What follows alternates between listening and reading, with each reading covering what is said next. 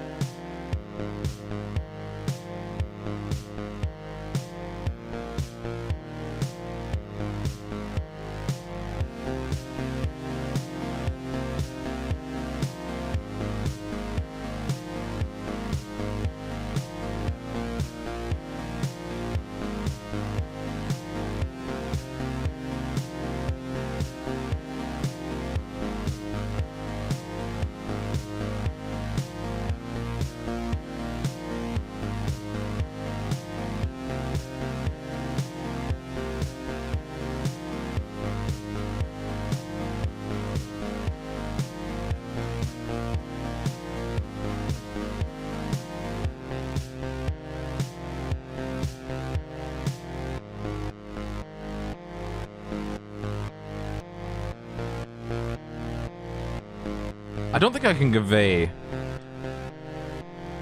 the fun and games that we're going to get to today, but let me explain it to you. I have 3 cars at my disposal. A Mazda, an Audi TCR, and a Raidillon. You'd think they'd be in different classes.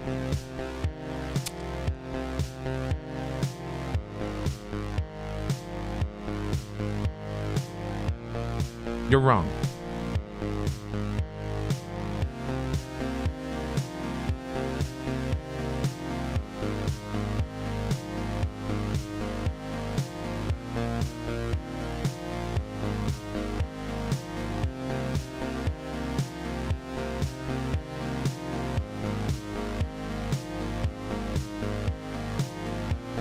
And when I say you're wrong, you're doubly wrong.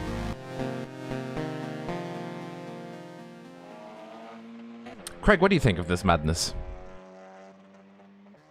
Do you know where you are? I'm in the jungle. You're in the jungle, baby. Welcome to the Predator series, back again for Majors on Raidillon TV. How do we explain the Predator series? Well, if you're a fan of the final cross-country run in the modern pentathlon, if you're a fan of the biathlon or cross-country skiing, imagine that. Staggered starts, but the other way round. Think about this. Let's take these little ambush cars, the Mazdas, these really slow Mazdas. Let's put them together with these Pursuiters, these Audi TCRs, and let's bring the Alphas, the Radicals in. Let's have them all going together for 44 laps around Silverstone, and the first car to cross the line out of all 3 of them wins. That sounds simple, but oh, hang on, that staggered start I was on about. Well, how about if we say the TCRs have to wait 7 minutes to start? How about the Radicals have to wait 20 minutes to start, and the Mazdas can just go around on their own? That's what we're doing. In theory, everybody's going to be crossing the line at the same time if they're fast enough. The question is, are they fast enough? Who is faster? Is it the tiny little boxes? The tiny boxes? But like what Scott Kukas is driving around right now. Will they, out of sheer pluckiness, will they get there? Will they just pip everybody else to the post? Or will it be the tenacious TCRs just, a little bit faster. A bit like, how would I put it? A bit like a bird just flying over. It's just like, ooh, yes. I'm flying over. I see everything. I may not be the best, but I'll fly over. Or do you pick up a big old boy in a TCR with this thing, and I'd like to call this thing Raidillons. They're fast, lean machines built for absolute racing and the Predators in this case. But will they become the Apex Predators? Or will the two other classes of car, which by the way, they're all grouped into one class, will they rue the day? We'll find out in 90 minutes. Find out in 90 minutes. Let's just give you a rundown. I've been watching practice beforehand. So what we're looking at in terms of time, by the way, this is qualifying. This doesn't determine where you start. This determines your pit stall. Quite important in the day, pit boxes. So the times we're looking at here, the Radicals, they're doing 133s, 134s, 135s. You know, some really good times around Silverstone. Historic, by the way. It's historic Silverstone. Rob is very excited about that. We'll move on to that very shortly.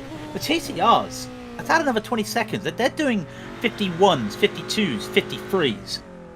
And then the MX-5s, they're doing anything from 201 to 206. So, you have, as is with Majors tradition, your pros and your sportsmen. So you've got your sportsmen and your pros for each class, but you've also got the overall championship. And that is the important thing to keep your eye on, because at the end of the day, everyone's fighting in their class, but what they're really fighting for is the main prize, which is first place. And we will, hopefully, I'm going to be doing, Robert, I've got a stopwatch. It's called my iPhone. I've got a stopwatch ready. For the moment I see that green flag, I'm hitting the start button and I'm keeping my own track on time. Because like I said, the gaps, because we mentioned the sportsmen and the pros. The sportsman drivers will go out before the pros, so they've got a gap themselves. It's about a minute. It's 45 seconds for the TCRs, but it's a minute gap between the MX-5 and the Radical Sport and Pros. But like I said, after a minute, they go. Sportsman and MX-5 sportsman will start up. A minute after, the pros for the MX-5 will go from the pits. They start from the pits. About seven and a quarter minutes later, the Audi sportsman drivers go.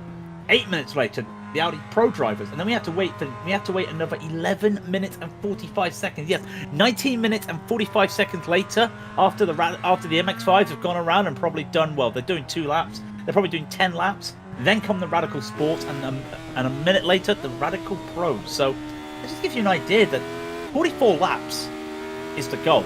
First car to get past 44 laps, and the Masters will get, well, a 10-lap head start. It's essentially, you know that something's coming behind you very fast. The idea here is that the faster cars, they'll go around, they'll go around you. They won't harm you.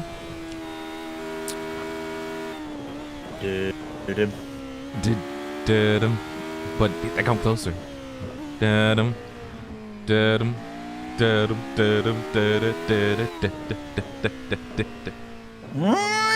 I can't do the noise of a Radical, but you get the high wailing engine. You get the idea. We're on board with the Radical. You can just we're on board with the Radical. I'm trying to do like a high-pitched whine of the Radical engine, and it's just not working. Qualifying is over, so don't think you want to give them the not really worth doing the grid slots, to be fair.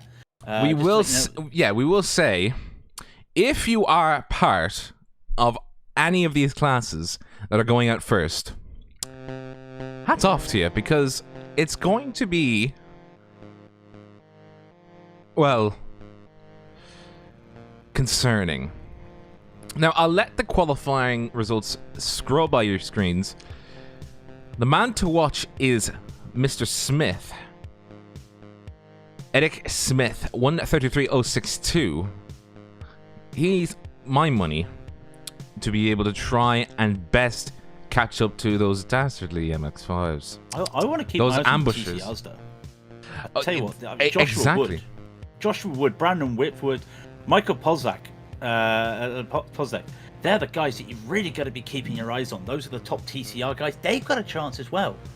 So it's all gonna be. It's very weird. This is I thought it was a grid start. It is a formation lap, and you've got all these MX-5s on their own, right at the back of the field. It's very weird. It's almost like someone's come up to a race and it's like, where are we? So, sportsmen on the track right now: Kyle Aspie, Scott Kukas, Jason Lockridge, Robert Covey, and John Lang. They're all there. And shout out to John Lang, of course, the Missed Apex podcast guys. We've also got the dog bear, that is Scott Kukas. Kyle Aspie driving. Hey, Miss Apex. We could come on. I'll give you a plug. Give you a plug, you know, we come. We come bearing gifts of smiles and us two being complete gentlemen. For those who Nobody will believe that. Yeah, for those who missed the Sportsman Musket 250 last weekend, the Missed Apex boys came together in an accidental wreck, but it was we didn't sell it as high drama like it was Lewis Hamilton hitting Nico Rosberg or anything like that, but yeah. You can actually see the gaps, by the way. You can see the gaps where is the Vanilla TV people at? What on earth? Where are the Vanilla TV people? That's wow, sorry, that's a flashback to the past for me. Explain. It's only been what, 11 years since I broadcasted Vanilla TV for TF2.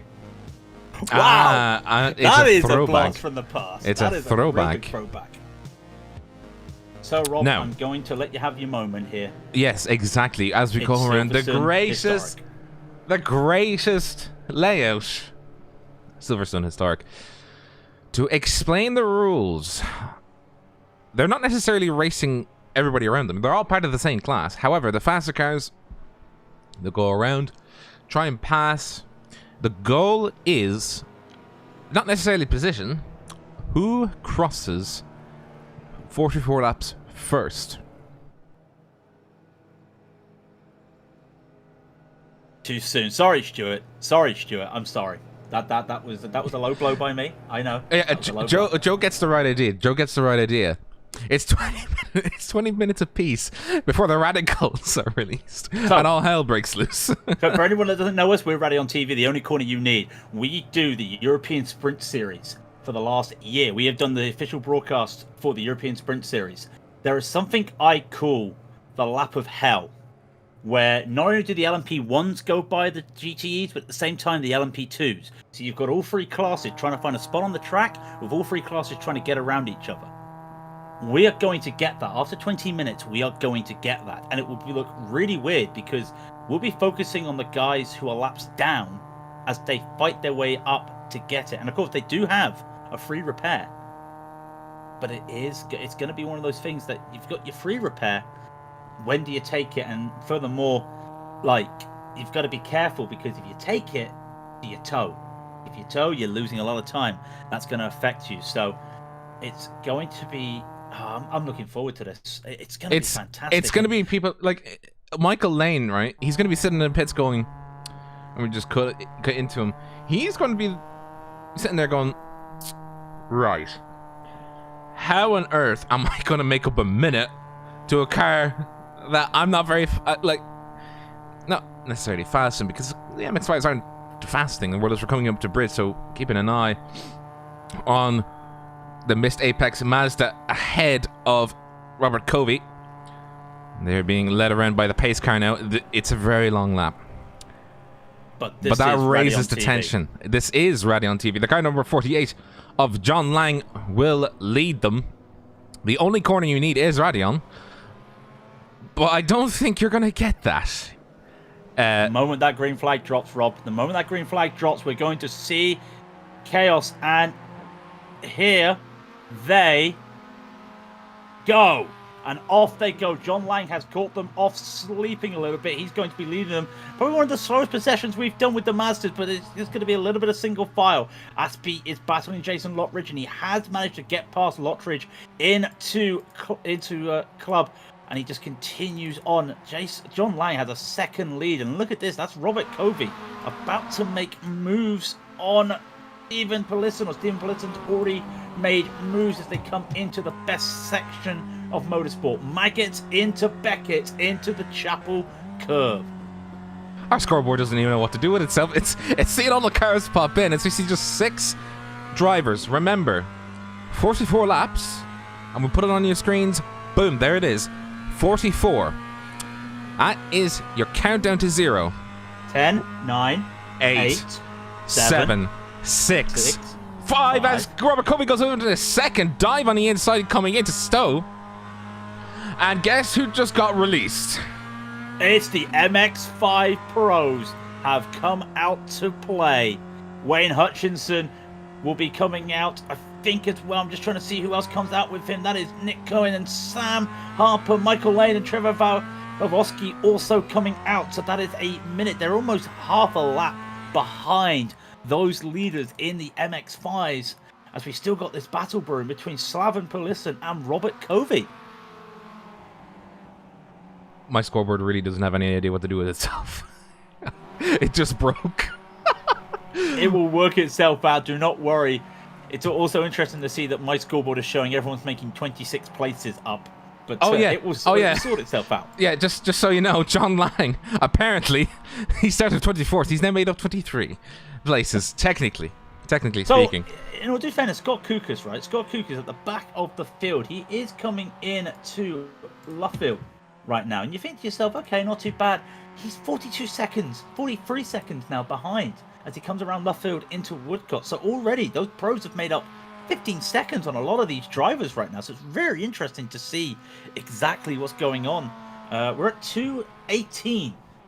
So we're still waiting. Remember, at 7 minutes and 15 seconds, we will get the TCRs. So already, those cars who are not out yet, they're already a lap down. So the TCRs, they're looking at about, 3 laps? Almost 4 laps down. By the way, Sam Harper is your lead Mazda Pro. And he, as he slides, coming into the old section past the bridge, coming around into Luffield onto the old start-finish straight. He will be thinking, as he slides again, he's going to have to push that car to the limits to really get up to the 6 sportsman class MX-5s. It really is going to be difficult.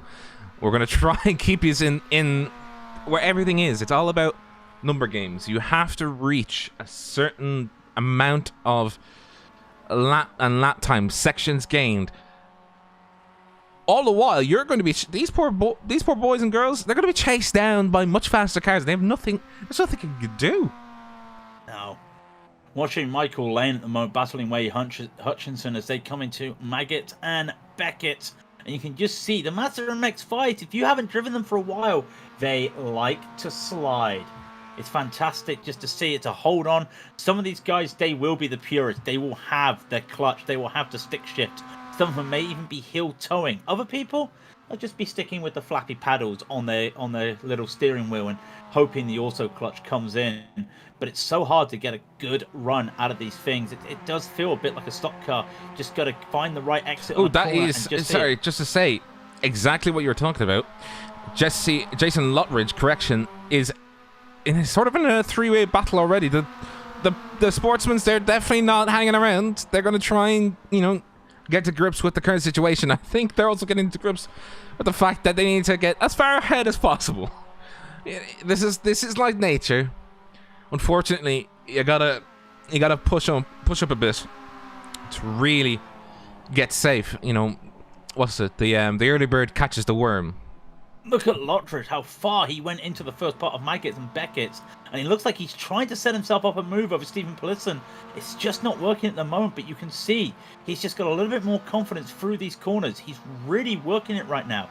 This bombshell motorsport car here of Lottridge, just working his way, but he's got to be careful. One mistake, Carl Aspie's right behind and will pounce on him. Tries to go into the inside into Stowe. Is he going to make this? Almost going to have contact. Polisson does see it. He is going to keep it. And look at this. They're going to be too wide. I don't think I've ever commentated on a too wide going to club in Mazdas, but it's not going to happen here. And remember, this is not the new version of the Vale chicane. No, this is the old wide version of the Vale chicane, almost like a Vale S at this point. As now, for those who a little bit older will remember, they turn left into Abbey instead of right, and now Rob gets very excited because he sees the bridge. This is. Will we see some Barrichellos? Some Barrichello heroics around the outside? We may, but look at it. Carl Aspie looks like he wants to try and do an over-under. You can just see he's really trying to just find the right line, as Lottridge probably getting a lot of dirty air right now as he's struggling to catch up to Polisson. And then Polisson goes wide. It's so weird though, but these cars go wide. Sometimes these Mazdas like to go wide. It's just the way they are. And I'm looking at my stopwatch, Rob, 6:15. So you know what that means. Very shortly, we're going to be we're coming up to a minute until the TCRs are released. John Lang just saying the fastest lap. Carl Aspie has that run we were talking about. Down they go, into Copse. Can't make it. In fact, he's on the grass. Oh, Aspie. No. He can't be having too many of them, because if he does, he's under threat from some very not nice men who would like to say, you know, what are you doing? This is my patch. Otherwise known as a TCR. We got 30 seconds until the TCRs. We've also got Michael Lane battling Wayne Hutchinson. Those two are having a nice little battle as well, and they've got Nick Kuhn as well in front of them. So all three of them just in a little gaggle, similar to what we're seeing with Aspie, Lottridge, and Polisson. But we're going up to 10 seconds. 9, 8, 7, 6, 5, 4, 3, 2, 1. A release these. Oh dear. You could just release the TCRs, Rob. Just release they're the gone. TCRs. Yeah, get out of here. Go, James go, Pierce, go. Robert Gambill, who's going to join them as well. I think there's a couple others as well, and already the timer has started. I think it's just the two of them, Pierce and Gambill. There's three of them. Already come out in front. Yeah, look at them. They've come out right in the middle of the MX-5 Pro battle right here, and it's just split everybody up. Sort of having to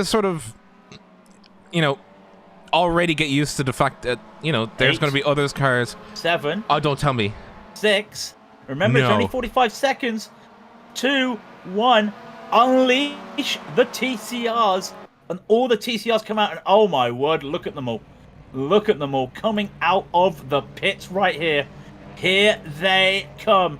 Plesk, Whitworth, Swansby, Wolf, Milicevic, and I think that is Kevin Hill as well. They are all out, and they are now battling, and they are 4 laps down. Wow. Actually, that is... Mitchell actually gets it right. It's a momentum car. So, not necessarily, through any fault of anybody, it'd be easier to actually use the outside line. So, Rob, we're going to have a little bit of a reverse bookmark here, and it's just gone through. Bookmarking, you put a slower car between you and the car you're battling, but when it's reversed, it's the faster car in between, as Patrick Nice was just breaking up that little battle between Kuhn, Hutchinson, and Lane, but it's all bunched up right now. The 3 of these guys, 8th, 9th, and 10th provisionally right now, battling through. And again, it is momentum. Who's got the momentum? We saw at the front of the field a couple laps ago with Aspie and Lottridge. You get a move out of Luffield and Woodcott, and you get something going. Lane's been unable to do that. Wayne Hutchinson is looking like... Oh, crikey, that is... Crikey! Stephen, he's missed several gears coming around Stowe. We're on board with him as he missed... I think he missed like 2 or 3 gears as he was trying to downshift. And he's just gone from 3rd to 5th. And so, that's not... Wow. Yeah, that is not what you want to do. Meanwhile, that's Aspie versus Lottridge once again. These guys have been great. And also, while they have been battling, you've got to think to yourself, this is good tandem working because they stay together, they get the switcher of each other, they keep pushing each other, they're able to get ahead and just get a little bit of an advantage when it comes to these battling TCRs. And I don't think there's any battles out there in the TCRs. There is at the moment. That is Mikhail Polsek versus Brandon Whitworth. And then behind them, Lyndon Swansby versus Joshua Wolf.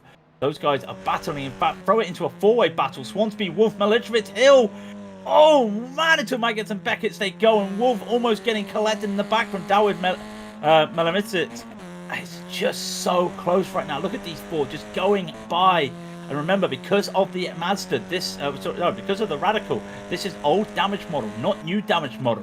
Kevin Hill's got to run on at David here, but he's not going to be able to make it because David's trying to look for a move himself on Joshua Wolf. These four are going to have a nice little juicy battle. The more they fight, don't look at the slide. Sorry, from Dawid, he's going to lose his kitchen. Is he going to make a move right here? Right, around the outside of Clavel? No. Oh, it's a bit of a squeeze. I mean, if they were using the full blown F1 style,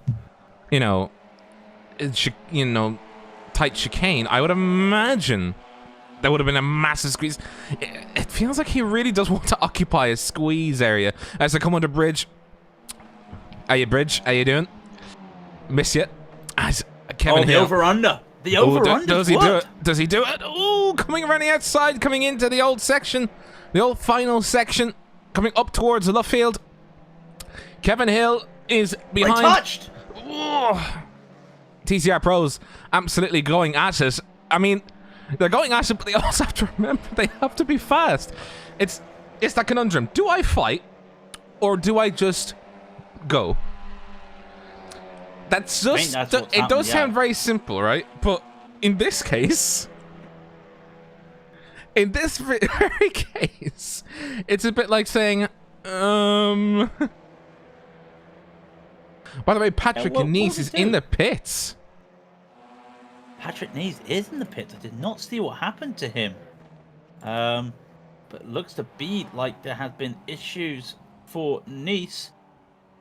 Did he have a contact? Just so you are aware, live timing is at Raidillon TV for all your live timing needs. We will have to refresh it once the radicals get going, I think. Because they're still broken. They're still broken in particular, but you can at least see the gaps. You can see, well, the difference. It also helps people understand what we're talking about. The TCRs have 3 laps to make up already. The radicals will have, I think, on the money of 11 laps. 10, plus a little bit of leeway either side. Is that the RGS once again? The Raidillon guesstimation system? The Raidillon guess system in full effect. But how long until the TCR Sports, or not TCR Sportsman, the Radical Sportsman are released, Craig? That is the next question. At 13 minutes and 30 seconds. That gives us another 6 minutes and 15 seconds until the Radical Sports come by. That's right, another 6 minutes. 3 more laps added on. Oh, I'm sorry. Did you want to come out and play with the little toys? You're going to have to wait, big boys. You're going to have to wait just 3 more laps before you get your chance to get hold of these prey. The poor Mazda's not gonna just gonna see the car zipping by them. Just gonna be like, I'm holding on to my wheel. I don't want to get hit. I'm just all I'm gonna say Mazda. Is the Radicals have downforce, a prototype basically, right? Let's just say I was watching some classic LMP on GT crimes. Good crimes. I'm not saying none of these guys are dangerous, but it just felt to me like I was watching something like an ESS. And is that Michael Lane blinking? Yeah, it is. Yeah. No, I don't want to. Wayne Hutchinson, by the way, he's gotten full ambush. He has embraced his he's embraced the role that he is playing in this, jungle of games. Oh, and he's going sliding wide past Stowe, coming on to the very old part of the circuit. Now, I'm pretty sure this section, this section was left untouched until it was actually discontinued in the 2010 rebuild, wasn't it? This sort of section here. No, I think they kept on. I think they kept it going. Oh, another slide. Just momentum, and the slides are just helping them. You can see it's working well, but Lane just getting better. It's hard to watch Lane at the moment. He is blinking pretty bad at the moment. I'm looking at Hutchinson. I'm pretty sure he's just trying his best to not let Lane around the outside. And is that what I think it is? Is that a TCR? It is a TCR. Come to play. Look at the speed difference. This is why it's so hard to gauge this on a minute detail, because A, we're human and we have to guess. More so, it's all the little, foibles going around the track. Variations map to lap, and with the likes of John Lang, who he's raced away. He's 15 seconds ahead of Robert Covey by himself, simply because he's been doing 202s. But as soon as he's getting ahead. The car 75, which is Patrick Nice. And he's just going, I want to get unlapped. So now officially, all the TCRs are going to be 3 laps down. So that just gives you an James idea. Pierce in the lead sportsman category for TCR. He is coming around, and he is 10 seconds ahead of his next place behind him, which is Robert Gamble. Remember to see the gaps, livetimings.raidillon.tv for your viewing pleasure. We are not running it on the guest system. Let's put it that way. We're leaving it to the data analytics and all that kind of thing. Nah, it's nah. But data. Nah. I don't think either of us are very good data people. I mean, I work as a programmer, but let that slide. But I have a degree in accounting, but never used it. So we should be good with numbers, but neither of us want to do numbers. Right. Oh. So Carl Aspey battling Jason Lottridge and realizes that he's got a TCR of James Pierce coming by. Just decided, what do I do? And he lost the momentum into Beckett's. Loses the second over Jason Lottridge just for that. Well, meanwhile, Lottridge just doesn't get held up by James Pierce at all. That just shows you what you're dealing with. It's so hard, especially with these like Mazdas. It's a case of, hold your line, keep it safe. But with the way these cars are sliding, it's kind of hard to guess what they're doing. And, I wouldn't want to be in these TCR shoes. I say that. I am doing NEC this weekend, and if I have to have any Mazdas, I will be crying. But this is Saturday. Hang on a minute. Are you doing it tomorrow? Yeah. NEC's on a Sunday, I know. Well, we had the 2-minute call. We're at the 1:30 call for the Radical Sportsman. Oh, God, I'm ready. I'm ready. I don't know if anybody else is ready. Are you ready, Rob?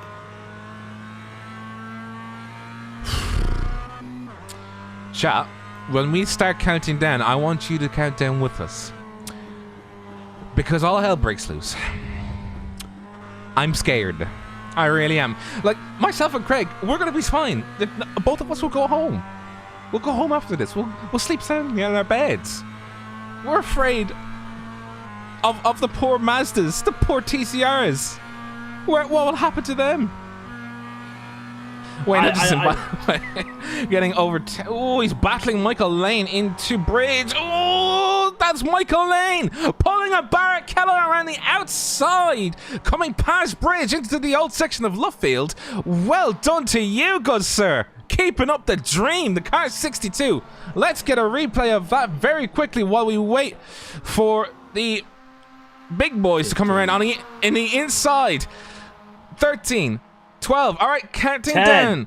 9, 8, 7, 6, 5, 4, 3, 2, 1. Here they come. The Radical Sportsmen are out, and Wayne Hutchinson and Michael Lane are right by the pit exit.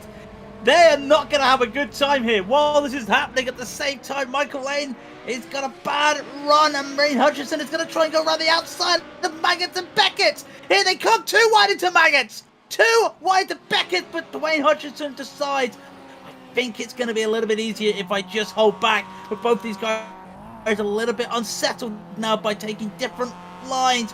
Hutchinson going very wide, and here comes the Radicals. Joseph Hoffman, the first one to come by. Dale Green, look at the speed difference. When they say moving chicanes, unfortunately the Mazdas right now are moving chicanes. The current Mazda Pro leader is Mr. Harper.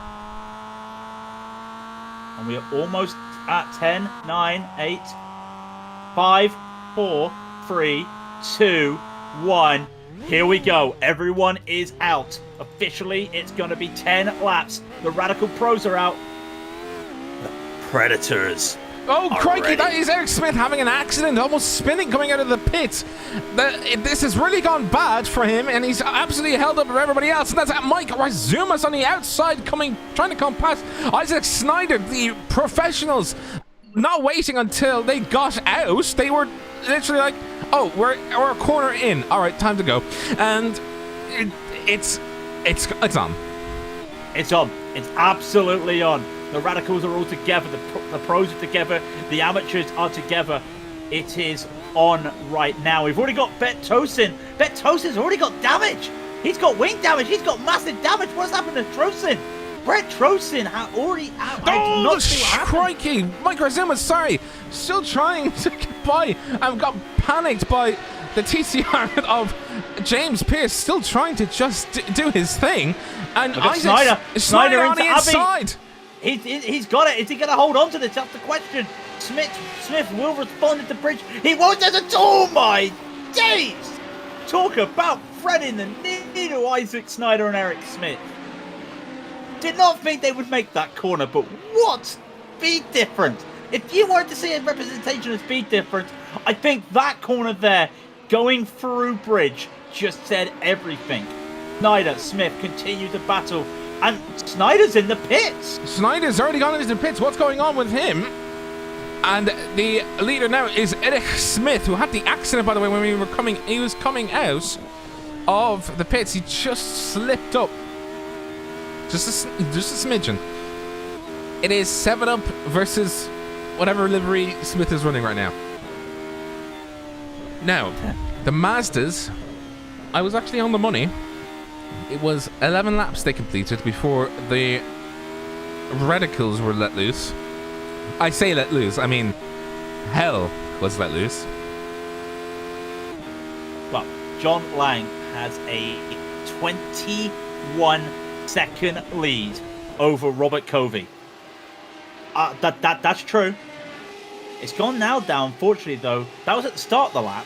It's now down to 16 seconds. Such is the nature of multi-class. Or as I'd say, such is the nature of getting caught by the Predators.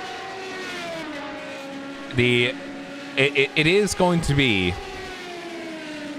quite... What's the word I'm looking for? Scary.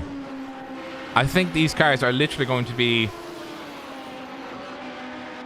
trying their best to just get by, get done, and get just streaming away, because they do have a battle in their hands. They have to make up 11 laps with 33 laps to go. And the pace is being set currently by Mr. John Lang, who had several very loud and very screaming radicals just zip by him, and now he can hear them. The cameras can hear them. Let's hop on board into his roll cage. Can he still hear them? Not too much, but it's the knowledge. It's the knowledge of the fact that there is a very fast car unlapping you. About to come around. Yeah. About to come around. I mean... Your car can barely do 170 kilometers an hour on the old pit straight, finish straight. He managed to get to 180. I think he's very happy with that. These cars, let's just let's go find Mr. Smith. He's going very fast. He's doing the speed that the Mazdas were doing on the straight around Club. That just gives you an idea. And by the way, we still got that battle between Ramos and now Eric Mickey, the Bombshell. These two having a nice little battle through the bridge. They come and up now to what I call now the modern day circuit. Rob would be like, it's not the modern day, but that is Steve Palissa, and I think Steve's just had an incident. I just hear him on the microphone. Did not see what happened there. He has damage. What has happened here? Oh, he's just got rear-ended by is that a TCR he's just got rear-ended by? It is. It's Lyndon Swabby, just not aware. A little bit of confusion with multi-class during Lyndon Swabby rear-ending the poor Mazda of Stephen Palissa. Oh! And we can see car 322 getting a bit of a dose of the jungle. Can't believe I said that. But the jungle. It is, this may be a chase, a race to chase, but at the very same time, you are still at the mercy of the fact that, look at this! Whoo, on the outside, coming through the old section past Stowe, that's the car 49. Just deciding, hey, grass. Yes, yes, perfect, thank you. I'll go on the grass for this one. As he's coming around, oh, crikey. This is where the heart attacks will start. Jason Lottridge, I've got the radio on because I was listening to the calls to make sure my time was right. But the comments of the drive was fantastic. Jason Lottridge in that Mazda, just watching by, all he can say is, that was a gaggle. Wow, yes. What a gaggle. That was a gaggle and more.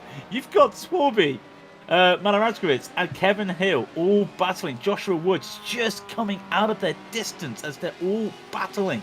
You can see these times, and so you think to yourself, okay, well, what about some of these TCRs now? Well, they're down. Some of them's down to 2 laps now. Meanwhile, some of the radicals are down to 8 laps. You get the idea. We're up at lap.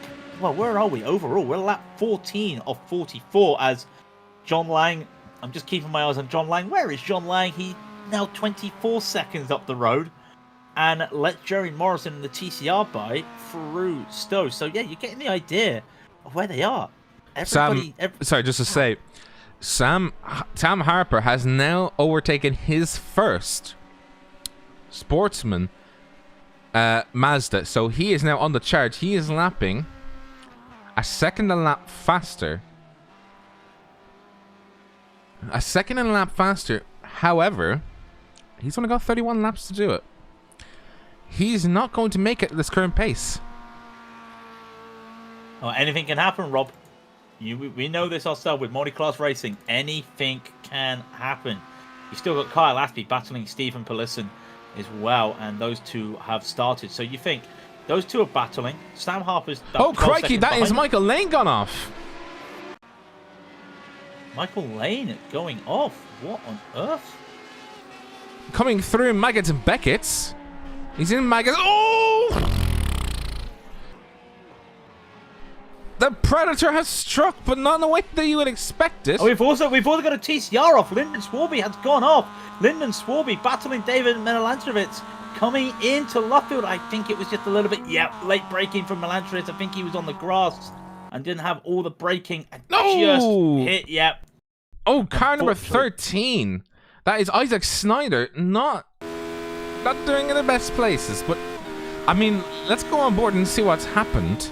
Oh, I think the speed really is affecting their judgment. Like, look at how quickly he closed up onto him.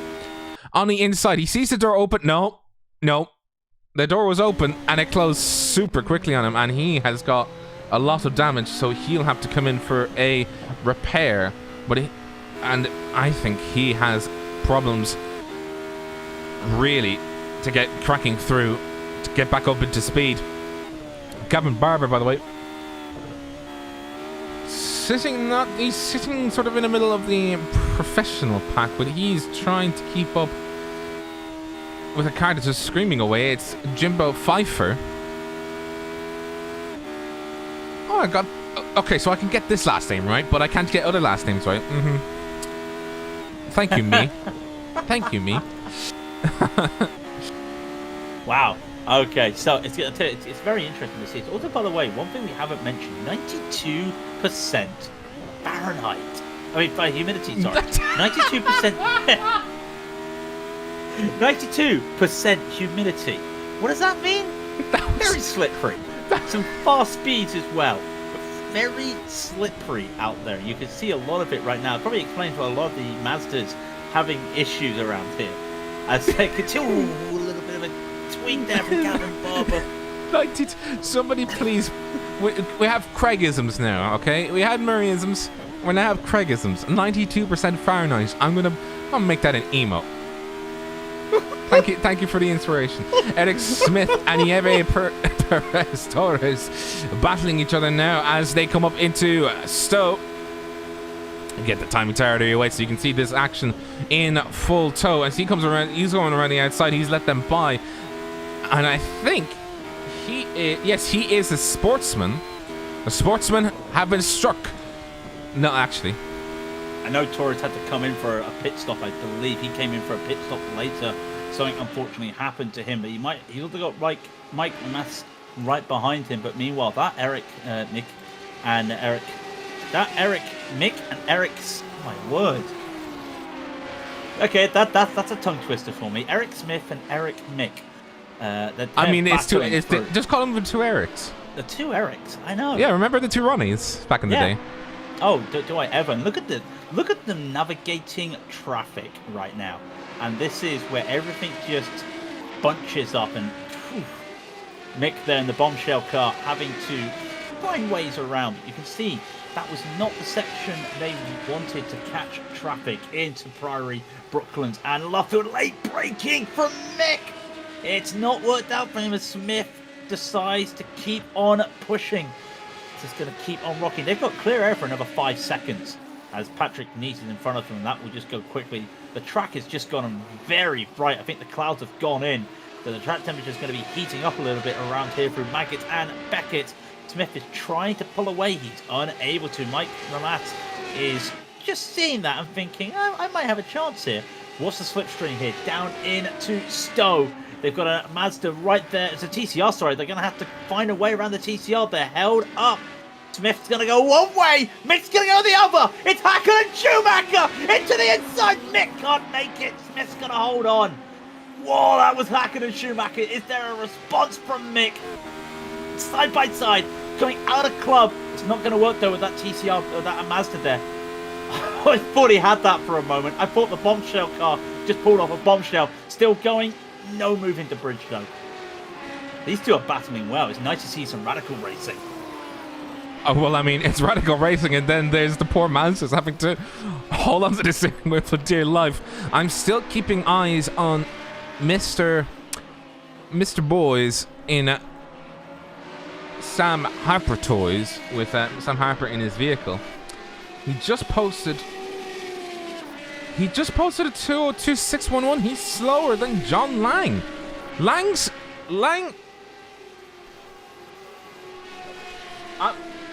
Yeah. I'm looking at this now. He did a 201.754 as his best lap.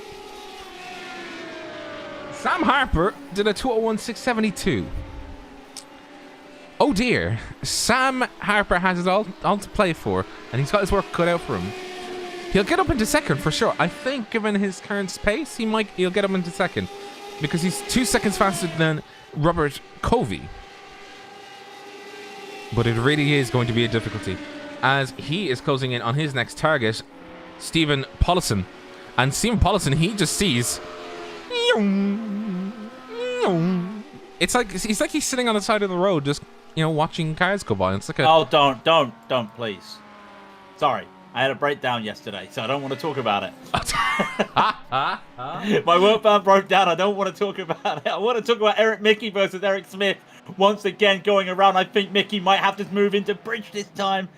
does so. They're going to fight 2 by 2. Smith's going to get the inside when they come into Abbey. And I think Mickey's going to have to break off there. He is. It's not going to work. Mickey is finding the right places. But at the last possible moment, there's nowhere to go. And once again, TCR holds them off. Oh! He has to go on the inside. Oh, and look at the lines they had to take. Yeah, look at the lines they had to take. Crazy different lines they're having to take there, but it's the way it goes. And the more these two battle, Mike Ramas right in the back thinking, I want to go at this. I want to go at this. Can I? Up to 10,500 RPM before they switch gears. Through Maggots into Beckett's. This is a classic combination of tarmac and these radicals are very nice. They're very enjoyable to drive around here. But all you can hear is you gotta feel sorry for some of these Mazda drivers that are on the inside goes Eric Meek on Eric Smith. Eric Smith, so you can see there on the end. Eric Mickey. Or Eric Mickey. I worded it out, Eric Mickey, but you realise every time he takes a different line, every time Mickey takes a different exit line, his speed is compromised and it just allows Smith to go by. And he's just having these times where it's like he's on the inside, he's got it, but he's having to take more throttle at a different exit apex because of this. So we're going to see it again here into bridge. He's got to make sure he gets this right this time. Into bridge he goes. Look at the line he takes. He needs to cut it off. Oh no, it's chaos! Crikey! John Lang almost getting caught up and they both avoid and they continue to battle. If Lang was not there, I think Mickey would have had that because he was starting to close off that line that Smith was looking for. And all of a sudden, Mike Ramas is in this. These guys are not the battle for the lead of the Radicals. You just see how close, like, we're on board with Mickey right now. You can just see how quickly he caught up to that Mazda of Zhong Lang. And it's just like, oh dear. Scott Kukas, unfortunately, has had to tow. Not sure what has happened to him. Oh no! No, he got clipped! Oh no, he got clipped from Snyder! Clipped from Snyder, lost the car, and with no steering with the front suspension, unfortunately the car flipped over. Wait, which vehicle? Kukas sitting ninth. And unfortunately he is now towed. Let's have a look. Oh! Looking on with Mr. Scott Kukas. He really went from bad to worse after this happened. Well, he was already outside. He was already outside. Oh! And that steering damage I don't want to look. Everything. I don't want to look. I don't want to look. I'll tell you what I want to look at. This massive gaggle right here. 3 cars in the TCRs battling. Dawid Milinkovic, Joshua Wolf, and Kevin Hill. Around comes a Radical. And even look at the speed difference between the Radicals and the TCRs. Let's look at Ross Banfield. There was no gap there. It still makes it. It's these 3. What's different in this is that these 3 are just battling, and the Radicals just go, and they're just like, did you hear something? Yeah, no. Yeah. You want to keep battling? It just, yeah. They just look around and just go, lads, did you hear that? No. Sounds like a TCR going off. No. No, can't be. Can't be. But I mean, you could just, I'm just listening, like, they must have thought to themselves when they were picking these cars, the TCR is so quiet, you could barely hear it going by on a Sunday afternoon. The Mazda's a Mazda, everybody's been used to that. Let's get the Radicals out and just be like... Sorry, the Radicals? Did you say the Radicals? No, Radicals. Okay. The Radicals. Oh, sorry, just to say... Stop me if you've heard this. Mickey and Smith battling again, coming into stall. Into Bell chicane they go. Mike Ramas has lost a bit of time to them. Yeah, stop it if you've heard it before. T2 continues the battle. Now they'll get past this TCR going into club, or will they? Oh! Or will they? Is this going to be a bookmark? It's going to be a bookmark! It's a bookmark! Just about. Just about a bookmark. Well, it held him up. There's definitely a bookmark between Mickey and Ramas. And there might be a bookmark here with Gamble. And you can see Mickey is thinking, I've got to get by. Got to get by. cannot lose it. Cannot lose the positions. And you're seeing right now, prime marking opportunities as Mickey hits Stephen Polisson. Oh, how much damage is there? Polisson's already got... Oh, he's grabbing! No! No, it's all gone wrong. It's all gone wrong. Just saw the smoke coming from the corner of our screens. This is what happened to him. A tap from the rear. And then it went from bad to worse as this happened. You can see the 7-Up car. Oh!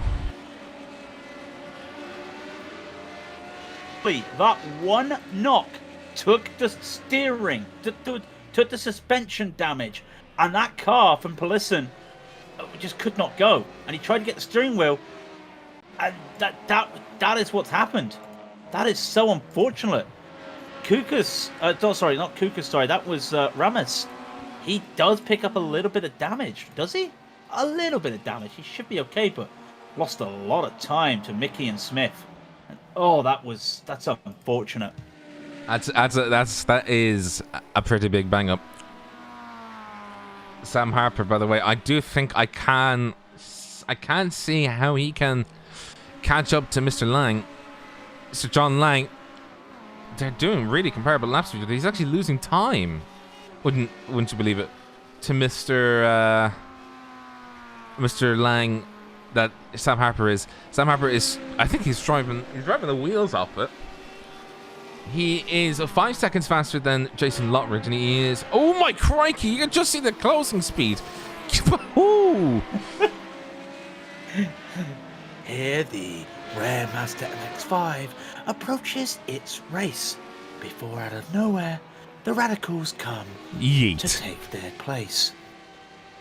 It's just insane, these speed differences. I've got to admit, like I said, it's totally different. I have been doing practice at NEC, and NEC, everyone knows, has Mazdas. You're in a GT3. You're a second and a half behind the Mazda if you brake for the first corner at Nürburgring. By the time you get to the apex, you're in front of the Mazda. That's what's braking. So it's just madness, the speeds here. As Harper continues to climb up to Jason Lotridge. 1.2 seconds is the gap, and that would get him, at the time being, P3. But I am looking right now, Rob. The TCRs, are they starting to be almost a lap? Yeah, they're coming up to being a lap behind some of these TCRs. James Pearce is the leader of TCR Sportsman. He is going to be trying his best, really, to keep this car planted. He is currently 0.6 of a lap slower than Michael Polesk, who is, I think he is the, as far as I'm aware, I think he is in TCR Pro, and he has been charging through. The two of them are the two fastest at the moment, and, you know, can the 45 catch up to the 760 before time runs out? Something to think about. Is it something to think about? It is. Are you sure that he is... Polisk? No, Polisk is... Yeah, Polisk is a pro. So yeah, he is catching. He's got Robert Gamble right behind him. So Gamble, a sportsman, probably just hope that he can be towed along. But Polisk trying to battle. Meanwhile, Harper and Lotridge are going side by side at the moment behind them. Harper's going to make this move. He's going to seal it going around the outside of Woodcote into Luffield. They go. Brooklyn, sorry, into Luffield. Harper's up to P3. And this little Mazda that could, the pro Mazda of Sam Harper, is starting to pull. But that gap is 19 seconds. 20 seconds, sorry. Between Harper and Robert Covey. That is a little bit of a tall ask, if you ask me.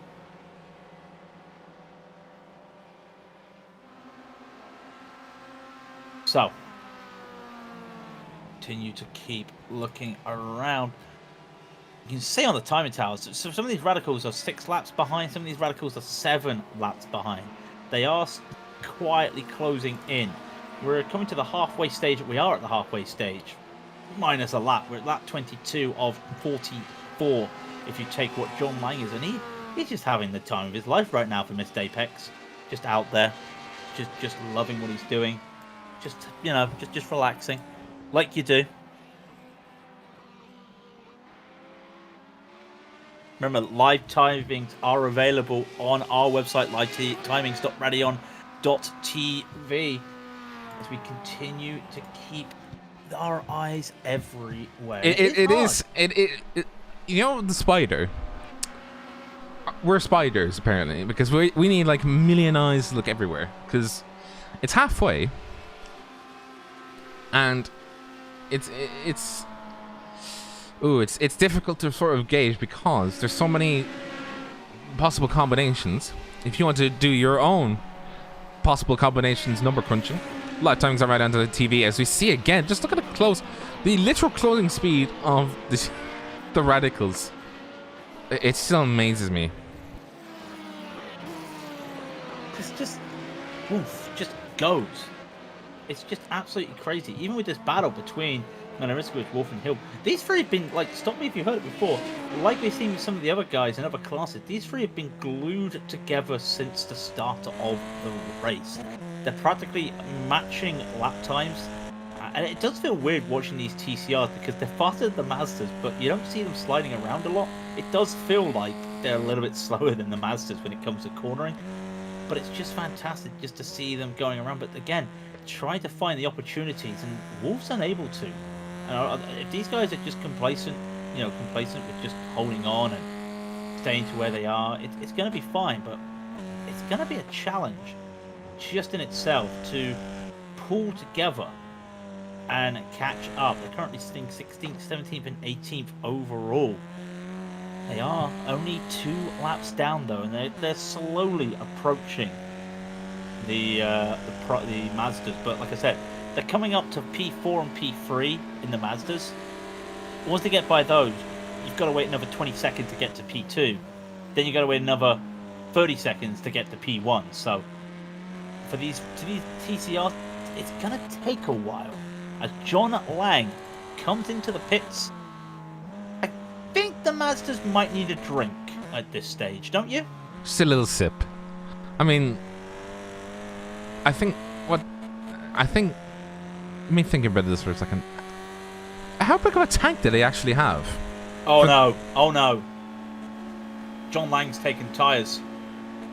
Hey, really? Have they gotten that bad? He took one set of tyres. I think he accidentally forgot to untick all his tyres. Because the front, I think he's got a new tyre on his front left. Uh-oh. I'm not saying that's going to be an issue. It's going to be an issue.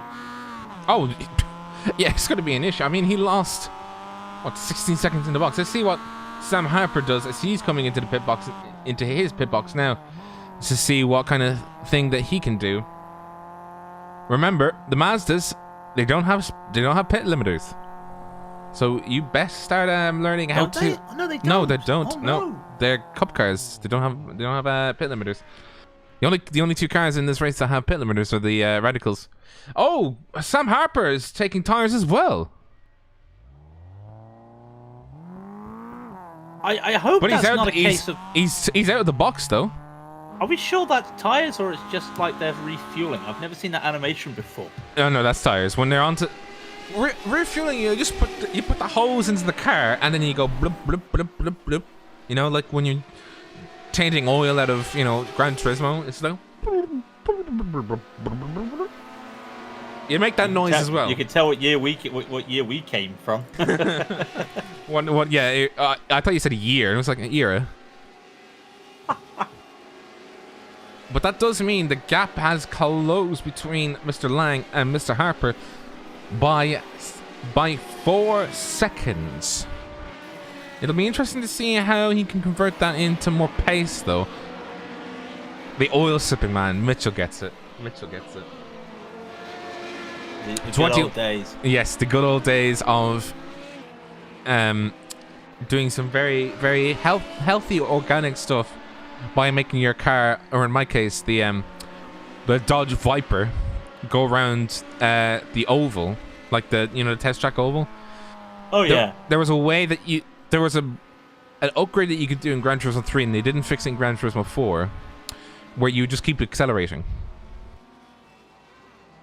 Okay. Oh yeah, so I think I remember that. Yeah. And I do remember that. and do you remember the Pikes Peak Suzuki car, like the mad thing? The Escudo. Yeah, the Escudo. Yeah, basically going out on the map with that. I remember the Escudo in Gran Turismo 2 was insane to the point that you could take it on tarmac and just dominate everywhere. So when Gran Turismo 3 came along, they basically got rid of it. So you could have it, but if you wanted to try and drive it on the streets, you'd have to do some serious tweaking because it was horrible on a road track. They made sure that people couldn't be overpowered with it. Oh yeah, it basically handled like a shopping cart. Oh yeah, total shopping cart. It was a shame. Like you just turn right and it'd just be like steering wheel. That's a funny thing. Ooh. So, yeah, stop me if you've heard this. Mickey and Smith battling. Mickey did get past Smith a few laps ago and is now starting to pull away from Smith as Smith got a little bit bookmarked coming onto the start-finish straight. Mickey just set the fastest lap of the race. Now, remember you were saying Stan was doing those 202s? Yeah, Eric Mickey, 1:34.184. It's fast. Let me do the math on that. Yeah. According to the Raidillon guesstimation system, he is lapping about 25 seconds a lap faster than the lead MX-5. And that is... Oh, crikey. You've got this, Rob. Come on, you've got this. They will only be in the shouting distance with a lap or less to go. A lap or less to go. Like, that accurate to go. Oh my crikey. That is Mr. Smith. Why do I keep saying Mr. Smith? Probably from the movie Mr. and Mrs. Smith. But he's... Mr. Smith going down. You have got a battle behind them, though. Mike Ramas versus Ross Banfield is, well, try and keep an eye on... Oh, no, look at the gaggle. Look at the gaggle right here. Because as these guys go by, a little bit of bookmarking. That is Sam Harper on Nick... Sorry, it's Sam Harper on Robert Covey. As it looks like Covey's just come out of the pit box as well to do his lap. Now around other Mazdas and a TCR as they continue to push forward. Is there going to be a bookmark here? I think Eric Smith just gets by. He is, but he's losing time on Mickey. I say that. He was a tenth faster last lap, but the traffic is not playing to his strengths. And coming up in front is Sean Brown and Isaac Snyder, who are in their own little battle. They are a few laps down, though, after incident, so they're just driving. They're driving for the fun of it right here, but it's not going to help them. Look at that. There's battles everywhere you look right now. It is very hard to keep track. Like I said, like Rob said, we do need eyes everywhere. And I've only got two set of eyes. And the Audis will not need to pit. So that's going to be helpful for them. The math. The Raidillon guesstimation system will be with you in a few moments. Meanwhile, go visit the Major Series at Google the Major Series iRacing. Be pointed to their website. Consider, joining up, because they have they have the Predator Series, they have the OG Major Series, which we are doing this Euro Sportsman, and we're very happy doing that. And I think they also run something else, don't they? They run something else. By the way, one thing as well, though, is May 2nd, the Nürburgring 2.4 hours.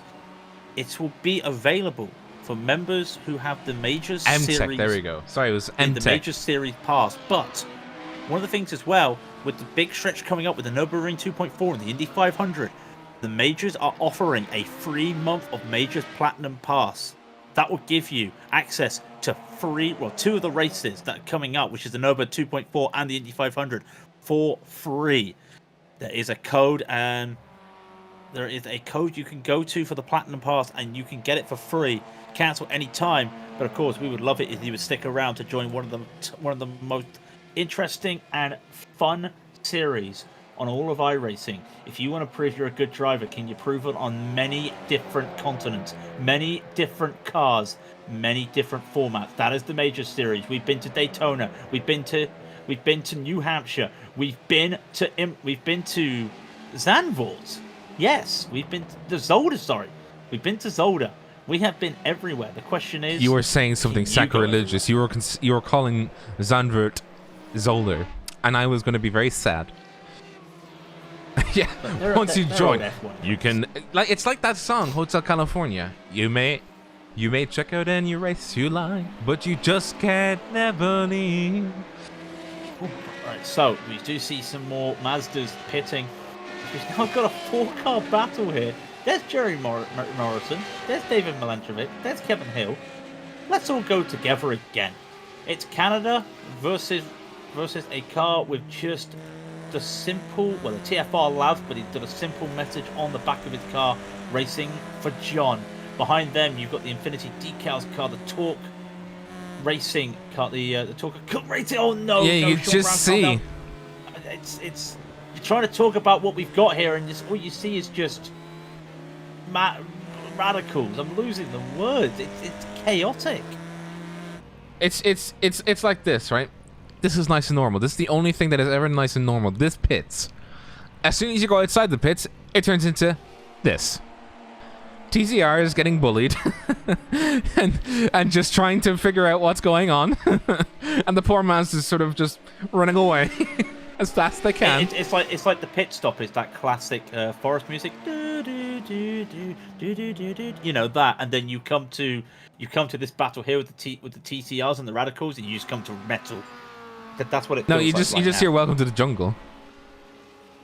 Yeah, we are in the jungle. So where are we in terms of laps? It's all coming to a head soon. Lap 28 of 44.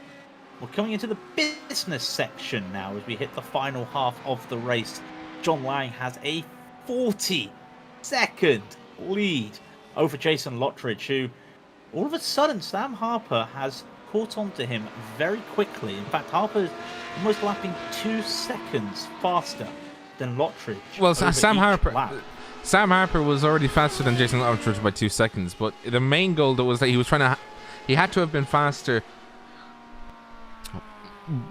Given their current pace, it would have had to have been a second and a half faster per lap over the pros. The pros over the sportsmen would have been a second and a half faster. But John, he's not playing fun and games. He's playing to not get eaten by the apex predators and well, just the predators. Can cars eat a car? They can't. Cars eat cars. Well, this is the jungle. You've never seen the Crushinator at the State Fair? Oh, was that even a car? Is that even a car? It's got an engine in it. Well, some of them can. It came on wheels, so yeah, it is. That's the apex predator, the Crushinator. The Crushinator. iRacing needs to add just that vehicle, just one copy of that vehicle, please. Thank you, and then my day will be made. And you can just see. While you're watching this, Go ahead. While you're watching this, your current leader is currently John Lang, overall leader, and the Mazda Sportsman leader Sam Harper is your Mazda Pro leader. He just goes green with a 201.3. We have James Pierce leading the TCR Sportsman, and I think that is Michael Polsek leading the TCR Pros. And then when it comes to the Radicals, Joseph Homan is leading the Sportsman, and for the Pros, it's Eric Mickey currently leading the way. I think it is. I might have that wrong. Yes. No, I was right. I think. No, Ross Banfield currently. The Raidillon guessing system being right. That's a new one on me. it would never be right. So it's interesting to see because I think some of these cars. Oh, Eric Mickey came in for a pit stop, didn't he? Because he did have that damage. I think. Oh no, he didn't have that. So yeah, these radicals are taking pit stops now. By the way. So that came a little bit earlier than I thought. So the only class of cars that don't need to pit, don't need to pit, are these bad boys, the RS3s. But Can't believe you just called it an RS3. I mean, you're right. It is an RS3. I know. I've just never heard it said that way. What do you want me to call it? LMS? Call it TCR. Isn't it still the only TCR car in Iris? It is the only TCR car. Look at this guy. Remember that battle between the three TCRs having a battle? Yeah, they're in trouble once again. Just had radicals come by them, and they're coming around Trevor Bavoski as they're trying to make sure they don't get bookmarked. Kevin Hill's going to get bookmarked. Oh, it's close, and yeah. Oh, cranky! There's been no way! The Masters are having their own way! The Bavoski has just taken out Joshua Wolf's just bunt Joshua Wolf. Oh no! That was something I wasn't expecting. I think the braking. One's got brakes, like racing brakes. Oh! The others have like, yeah. They don't even have brakes, I don't think. I think they just have a piece of metal that goes around and that calipers go around so they can brake. Like, you know a bike brake? That kind of brake. Yeah, they've just got something that you can get off the shelf for your car. Simple. Like, oh my day. Jason Lottridge just comes out the pits and almost gets caught by a radical using the pit exit line as well. So, how's your day going, Jason? Well, I was having fun coming out the pits, and all of a sudden I almost died coming out the pit. So, yeah, I'm doing good. I mean, these poor Mazdas, they really do have to, they kind of just have to hold on for dear life and just pray that, everything goes hunky-dory. I love that terminology. Kyle Aspie. Well, hunky-dory. Yeah, hunky-dory. I love it. You don't hear those terminologies nowadays. I mean, I do. But we would, both of us would, because we're English and Irish. Yeah, no, it's true. Did they even have hunky-dory in the United States? Some American will let us know. Trust me. So we're coming up now. We're coming to the last 15 laps of the race. I think it's 14 now. That just shows how good my maths is at the moment. John Lang continues his lead of 50 seconds. A whole 50 seconds, and I'm not sure what has happened there. There's been some more contact. Note Lottridge just having a little bit of a moment with Jimbo Pfeiffer. I think that was more of a... James Pearce makes another place. Kyle Aspie, he's gone down. James Pearce will now is English. It is James Pearce's race to try and win as he's chasing down Jason Lottridge. And let me give you the statistics. He's 52 seconds behind, not John Lang. He's 52 seconds behind Jason Lottridge, meaning he is still a humongous lap down behind John Lang. But he's only 17 seconds behind John Lang. Relatively speaking, yeah. But that is going to be one long catch-up. When you think the difference between the TCRs and the Mazdas are about 10 seconds. It's going to take Pearce a lap, or it's going to take Pearce 2 laps to unlap himself officially and get on the lead lap. Gap now between him and John Lang is 14.3 seconds. So he has a chance for the Twisted Racing team as he continues to push on. He's got a nice gap to other TCRs. Remember, Carl Aspie is a lap down Mazda, and Michael Polsek is closing in. In fact, Michael Polsek's almost on Carl Aspie, so it may not even be James Pierce to be the first TCR to make their run on the Mazdas. It will be the pro driver of Michael Polsek, so we'll keep our eyes on that. Meanwhile, these battles just continue to happen in the rest of the TCR field. Hill, Darwin Malentrovic, they are continuing to battle. Wolf and Morrison, that the gap's extended for those guys, so you don't need to worry about that. Swarby's on his own. And while that happens, you still got these radicals. Some of them are now 3 laps down. Some, though, most of them are 4 laps down. It's getting to the scary stage. It's getting to the scary stage where the predictions all have to sort of align. There's so much maths going on. There's so much. Oh, we've had an incident. Sorry, we've had an incident here. That's Joseph Homan. What's happened to Homan? Comes into maggot. Oh, he loses the car. Car spins through maggots and manages to right it, but he was lucky that he was on tarmac. No. Yeah, just realizing where he was and just playing the game of surviving. So unfortunately, he loses some time and he's going to try and get it back. So who's the first radical to come around to lead the fray? I think it is Eric Smith. It is Eric Smith will be the first radical to. He's still 3 laps down, but he's coming up slowly. Give it a lap, he'll be officially 2 laps down. And like we were saying, it is business time because everyone's starting to find that lead lap. Oh crikey! That is Javier Perez. He's gone off. He was trying to get past TCRs, and he got past them just past the bridge, and then he was coming into the old section, and the car just did not agree with him. No.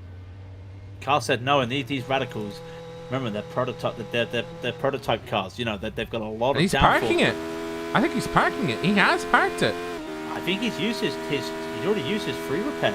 So I think he's kind of in that situation where he's in a bad situation. He has decided that's it. So unfortunately, that's his race done. Michael Polsek, by the way, got past Carl Aspie. Gap between Pierce and Polsek for the overall TCR. Not that there's a class for overall TCR, but you've got the leader of the sportsman versus leader of the pros. The gap is 10 seconds. Polsek is lapping a second faster than Pierce, and it's going to be close. It's going to be close for those two.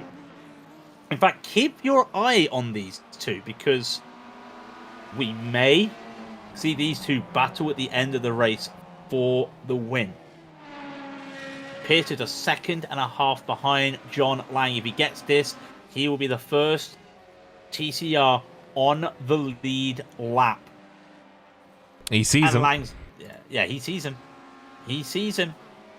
He's a coming. You better watch out. He goes. You better not cry. You don't sing Christmas songs, Rob. Yeah, if you change the words, yeah, you can. I don't believe that.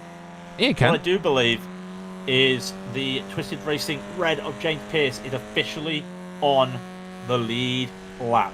And he's going to get his first position of a lead lap car. Jason Rottridge is 12 seconds up the road. So he needs to get past these cars fast. Because like I said, he does have that car behind him of Michael Polsek, who himself is 9 seconds behind John Lang. So keep running, James, because while you're the same class, you're getting hunted down. And not by the class you want to be hunted down by. It's not even different classes. It's just the car itself. I mean, he sees them going past him, just zooming by. Remember, it is 11 laps for. It's 11 laps for the Mazdas to go. Now, James Pearce is now unlapped. He has a gap of, I think, there we go, 1 minute 57 seconds to make up. Snap in. It's fine. It is quite the distance to close. Well, John Lang is about to start lap 35 of 44. Now, if my maths is correct, as he went put green last lap, he's not going to go green this time. There's 10 laps to go. And at the current pace, James Pearce will not catch up in time. That is the Raidillon guesstimation system at play. Current pace means that James Pearce, unless he's able to gain an extra 7/10 or more, he will not get to pass John Lang in time before the checkered flag flies. So that's something to keep in mind. Is this like, is this like with this time to overtake, striking distance malarkey that we see in F1? Is that what we're saying right now? Yeah. The overtaking difficulty. Yeah, the overtake. It's like, do you not know why? Like, does AWS not know why DRS was invented in the first place or implemented into F1? It was to make overtaking easier on the straights. So every time I hear AWS, I just think of those adverts. Oh, a little bit of a tap from Kevin Hill on Dawid Melanorix. Coming down into Stowe. That's the number 12. Joshua Wolf looking to see if he can make an overtake. Can he make it 2? No, he's just made the overtake on Kevin Hill. I think he's regained 13th overall. Here comes Hill, though. Watch out for Hill. Hill's going to look like he wants to make it into the voucher cane. Unable to. But if they keep batting, they're going to lose Dawid in front of them. So they have to keep on. And you can just see better exit speeds from Kevin Hill. And it's making him work right now. Hill just trying to find, but you come into Abbey, that it's just so flat out. No chance here. And you have to find a breaking point into bridge. And it's going to be careful. I hear some minds. I think there's been a moment with Pearce. He's okay, but yeah, keep an eye on this battle though, because they continue to battle. Go around the Mazda of Kevin Hill. It's tough. It's tough. They're getting held up here. They're losing a little bit of time. Joshua is not catching to Dawid.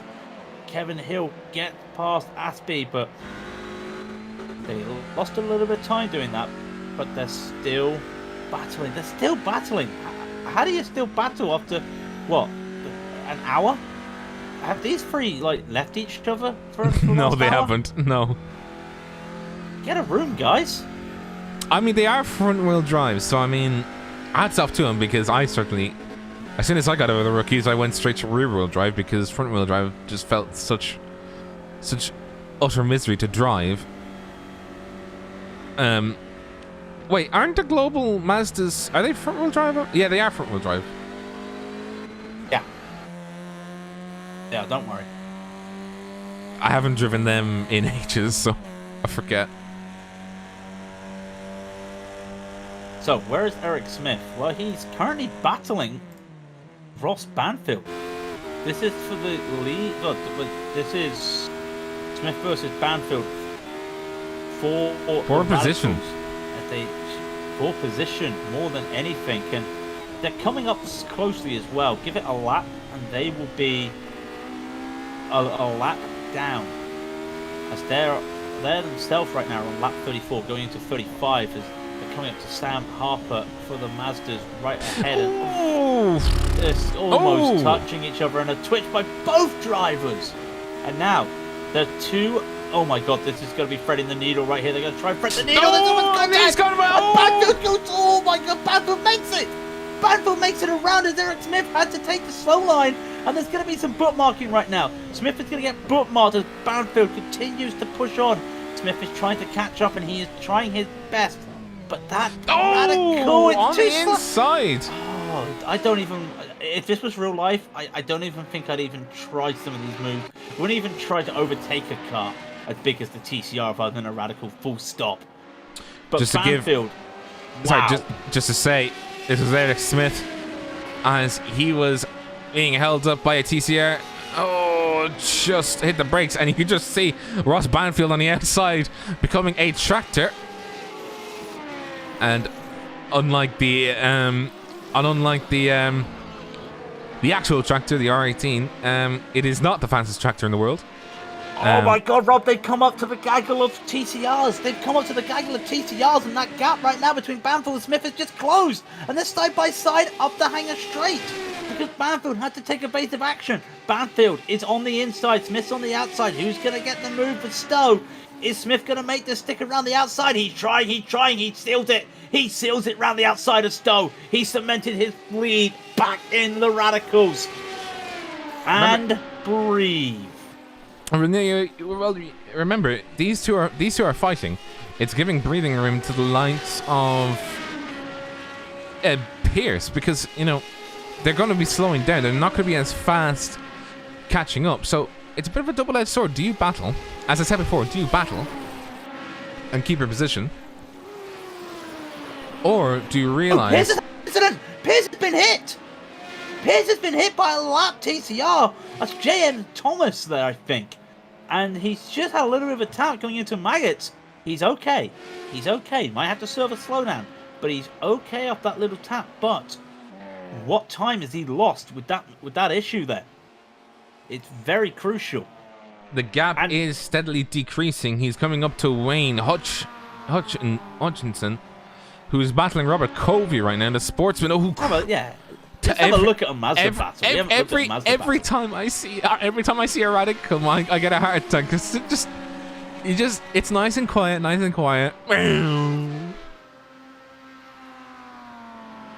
Wayne Hutchinson, Robert Covey, by the way, battling. We haven't talked about these guys for a while, but they've been near each other for the last hour or so. Hutchinson is making small gains up the track, but Covey holding on to a position that he's kept practically since the start of the race, holding on in P4 as Hutchinson trying to battle with P4, P5. Very shortly they'll see Jane Pierce, but Rob's gonna have to put his headphones, his like sound deadening earmuffs on his ears very shortly, because there's going to be a Radical coming by shortly as we see these guys battling on. I mean, it's so tame, and like, this is like, it's a beautiful day in the neighborhood, it's a beautiful day for a neighbor, would you be mine? Like, it's that quiet, sort of like, nice. You just see the Radical just going, why? I just think singing the Mr. Rogers song and then a Radical just comes by, it's just perfect. It's a beautiful day in this neighborhood, and then vroom, there goes the neighborhood. I do appreciate how they kept the original trim, or some of the original trim, in the Mazdas. I mean, when you're racing, all you need is some USB aux cords. I'll see myself out. Can't believe that. Anyway, James Pierce is going past them all. James Pierce now officially P4 in the race. But according to RGS, he's not going to do it. John Lang is currently on lap 39 of 44. It's gonna be close, and that is exactly what the point is. Can John Lang beat everybody? It's literally everybody. Can he be the man who does it all? It's gonna be tough. It's not gonna be Sam Harper though. That's for sure. He's only gone to 49 seconds, less than a 50-second gap this lap. I'm not saying I'm not saying it's impossible, but it's a very outside chance now. John Lang will have to make a monumental mistake, go off the track. Knock on wood. Knock on wood that doesn't happen, but it'll have to be a monumental mistake. He'd have to get stuck in the gravel. Something would have to happen for Harper to gain the upper advantage, because when you go off the track, it's not just I'll just go back on, keep racing. The psychological effect, it can ruin people because they're very nervous going back to they don't want to make a mistake again. I won't make a mistake again, and it's breathe. John Lang almost slid off past bridge.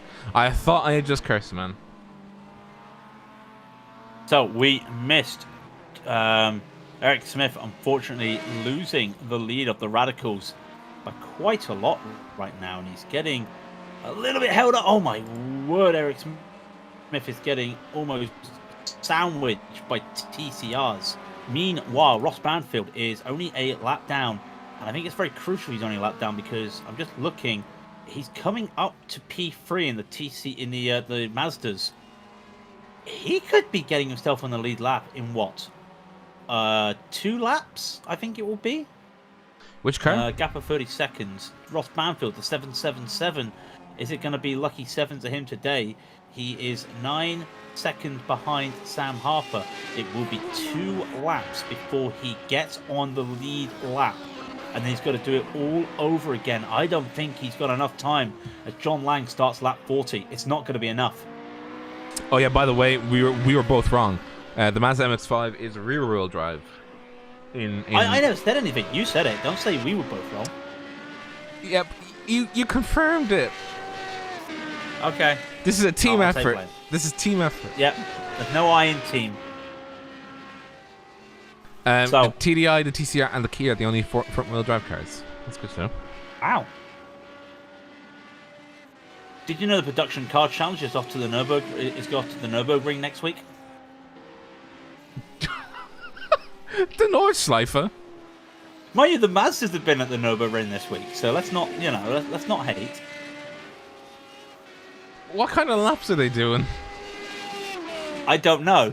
But I can't wait to see next week. I'm waiting. Production car challenge at Nürburgring. I'm waiting for like 20-minute laps. I mean, it's not that long though. It's like 14 minutes or something. I think it's that. Anyway. I mean, what other car would like? That is Jason Lotteridge gone off past bridge. He's not having a good time, but he did leave a good gap for. Letting all these cars go by though. 8 minutes. The major series is very correct. It is 8 minutes left of the race. Speculative. Laps converted to minutes. That is pretty on the ball. 8 minutes 5 seconds as he crossed the line. As John Lang crossed the line. So very much on the ball. And that is another TCR going. What? Who is that? That was David Malandrovic. I think a little bit of an issue with Kevin Hill. With those 3, including Whitworth, are battling hard here. 11th, 12th, and 13th. They will get themselves on lap and get on the lead lap shortly. As they continue, they've been together since day one. Since minute 1, they've been just hard fighting. And very shortly, they'll be on the lead lap. And like we said, 8 minutes. I think that's a key thing. I've been keeping my eyes on the lap counter, but really, you've got to keep your eyes on the time counter. I think Majors have done it fantastic, guessing 44, just over 44 laps would be the time for the 90 minutes, and they've done very well. In they go. Oh, crikey! No, there's a touch. John Lang's actually been hit by a TCR, or not by a TCR. He got hit by a Radical. He's okay though. He's okay. Don't worry. Let's have a look. Ooh, as we use the slow-mo. Let's just see where it happened. Oh, there it is. Just a touch, but it did actually make a difference on the body kit of John Lang's car. That was a very small touch in retrospect. But it did seem like quite a quite a hit. So I mean that will cast up some what? It's time. Ross Banfield went purple last lap. Ross Banfield is now on the lead lap. Look at him go past these 3. We have a Radical on the lead lap. But he's starting lap 41. John Lang is starting lap 42. Hour and 24 gone. There is 7, almost 6 minutes remaining. Ross Banfield, has to do laps, and he got held up by Joshua Wolf, and that's not going to help him. He needs to go fast. 2 laps to go. He went purple with a 1:33.980. That last lap was a 1:34.801. He's got clear air for a little bit. He just needs to keep pushing. Can the man in that fantastic purple or unorthodox motorsport car, they're going to tell me it's not purple in a minute, can he do it? It's going to be tight. This is what we signed up for. This is what we signed up for. Last minute moves. And has Lang pitted? Lang did pit. Earlier in the race. Nick Kuhn just made his pit stop last lap, and you can see Banfield, he's already up to P9. Look at this, 3 wide going in. He just took 2 people over at the same time. He took over Robert Gamble and Nick Kuhn at the one stage there. Yeah. And Wayne Hutchinson comes into the pits as well, so he's going to get another position. Ross Banfield now, after that 1 lap, golly, he's P5, he's P6, sorry.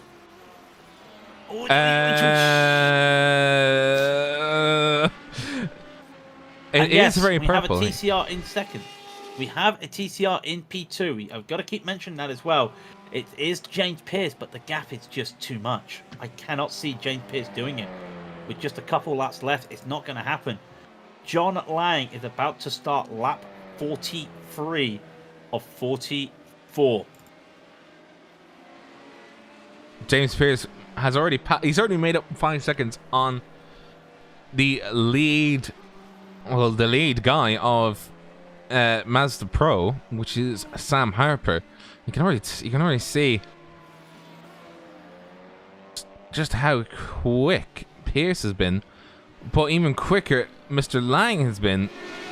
Just did a 2:02.108. Now that current pace,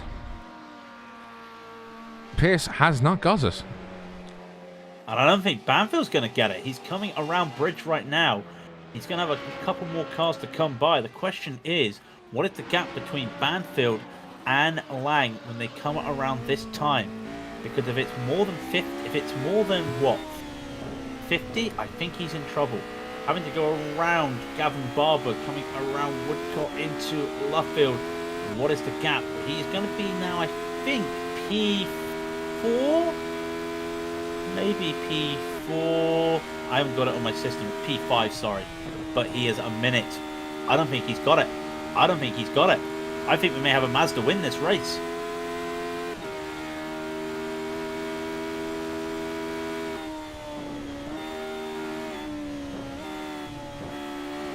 You got to keep eye. I think Rob is currently holding on. Travis Mickey, by the way, I'm trying to do the math. He's trying to do the maths. I see Lang. Hang on, where is Banfield? Has he already made up some of that time? Banfield has made... Oh, that is Lang. Seeing a very Canadian TCR. Don't underestimate Ross. I'm not underestimating Ross, but, you know, the math. Well, Rob, the maths is very tough right now. White flag. Lang is on lap 44 of 44. He has 2 minutes to get around the track. Pearce is 23 seconds. Oh, if he had 1 more lap, he probably could have done it. What can Banfield do? He's not even crossed the finish line yet. What is the time going to be? Lang missed like several gears just there. Oh, don't put the panic in. What is the gap between Banfield and Lang? Banfield's going to come across the start-finish line very shortly. As he goes around Michael Polsek of the TCR. He's going to be coming across the start-finish line. He crosses the line. What is the official gap? 37 seconds. It is 37 seconds. It's not enough. It's not enough. He has to have the absolute lap of his life here. This is the final lap. The lap of the gods has to come from Ross Banfield. Nobody else is even within shouting distance, as he knows it himself. He's picked the right time, by the way, to get past Mr. James Pierce as he gets on to... this is a hanger straight. It is hanger straight. Yeah, this is the hanger straight. It's going to be very close here. Lang is coming on to Abbey right here, and Banfield is now in the relative. It's 17 seconds. This feels like it's the 70th anniversary Grand Prix last year. It's 16 seconds. Under bridge comes John Lang. He's coming up right now into Priory. He goes. Just a few more corners. 14 seconds. Into Brooklands comes Lang. It's going to be close. I think it's going to be the barest of margin. Lang with 2 more corners. Luffield slowly around Luffield, tapping the brakes. He's going to work it. 11 seconds is the gap between him and Banfield. He comes out of Luffield down to Woodcock. He's going to come across the old start-finish line. It's 10 seconds left. It's going to be not enough for Ross Banfield. John Lang starts and finishes first. The winner of the Predator Series, the Rush of Silverstone, belongs to John Lang in the Mazda. Ross Banfield, what an absolute drive. A lap of the gods that was. It was purple. Purple with a 1:33.909. Talk about margins. At the line, it was 8 seconds. The difference, 8 seconds. I guarantee you, if he got gotten past Eric, fantastic, yeah, much sooner, like 2 or 3 laps sooner, that would have been a shot to the line. Well, it was same with James Pierce. You look at it, James Pierce finished 20 seconds behind. He was a lap or so close. I'll tell you what, actually, while we're looking at this, Rob, there's still that battle in that TCR battle. Milenkovic and Hill are battling hard. They're still battling here as they come in to Woodcote. They're battling hard. Look at them. Hill's trying to find a way around. Into Luffield they go. They cannot find a way. It's going to be tell you what, this is going to be a fight. They touch, and Hill's going to get ahead. There. A touch on the inside. It's going to be a drag race. No, he's got the inside. And it's going to be Hill. It's 11th place. But wow, what a finish between those two. As the rest of the boys come around, it is, I think, safe to say, good enough to call, as everybody else has now done their laps, done their time, and done the fine. The fine being if they were an Apex Predator or not. And unfortunately, for Mr. Ross Banfield, the Apex Predator belongs to John Lang, as he is the winner of the Rush of Silverstone for Major Series Predator. And we'll go through the results. And if you want to do interviews, make a Discord. Come on in. Go on into the waiting room. And well, while we let the results scroll on by, I just wanted. Well, I'll have an interview with Craig King. Craig, how are you? I'm doing fine, thank you. I just want to point out, by the way, as we're going through this, John Lang also wins the Mazda Sportsman. Ross Banfield getting a P2 does win the Radical Pros. Eric Smith is a Radical Pro, so that doesn't matter. James Pierce wins the Sportsman TCR. Michael Polsek the Pro TCR. Joe Homan will win the Sportsman Radicals, and Stan Harper will win the Pro Mazdas. And you think about that, top 7, we've got 6 categories, right? So in the top 7, we've got every category recognized, and we've got 2 Pro Radicals. It's a very nice little combination there, I've got to be honest. I was really nice to see that. Just to see that, you know, when you realize 6 classes, and practically all of them finish in the top 6, bar one because of what happened. So great racing all around, and it was just fantastic. So we shall bring in, I want to talk to the man who came ever so close. It's Ross Banfield, and What a drive at the end there, Ross. It's unfortunate you just finished just a few seconds short, but what a drive at the end there to come so close. Thank you. It's a little disappointing, but can't be too upset with it. At the beginning, had some issues getting my engine started, so I reset the car, and then that put me about 5 seconds back, which kind of rounds up to the distance. So they had it close, had it closer than we expected. Talk me through your battle with, I think it was Eric. Where is he? Eric Smith. Yeah. Were you really just trying to gun it past him and be like, okay, I need to make up as much time as possible. I've already had this mistake. Were you just trying your best to get by? That was pretty much my motto for the entire race, was trying to minimize the time spent behind anyone.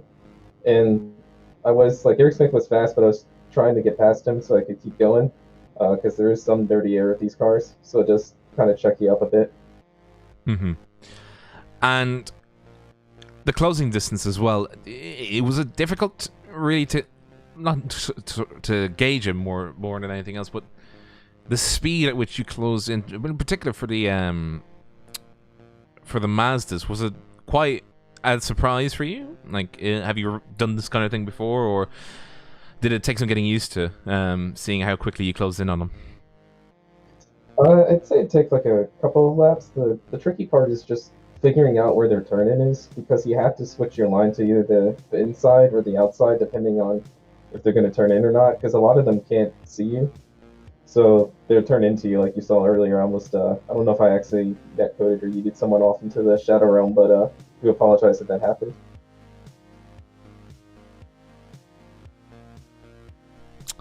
And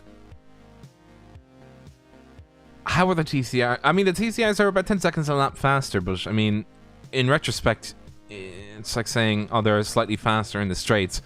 Was it still difficult to sort of navigate traffic, especially given the fact that, you know, they're not necessarily, you know, going to get out of your way just in the middle of a corner, like in Maggots and Beckett's, for instance. Did you really have some situations where it's just like, I really wish you came along on the straight ahead, on the hangar straight, please? Oh yeah, Maggots and Beckett's, that's the number one spot you hot or sink if you see them there, because they're front wheel drive, their exits are awful, so they have to take all the track, and they're a big car, so once they commit to the line, they can like push you off. And was it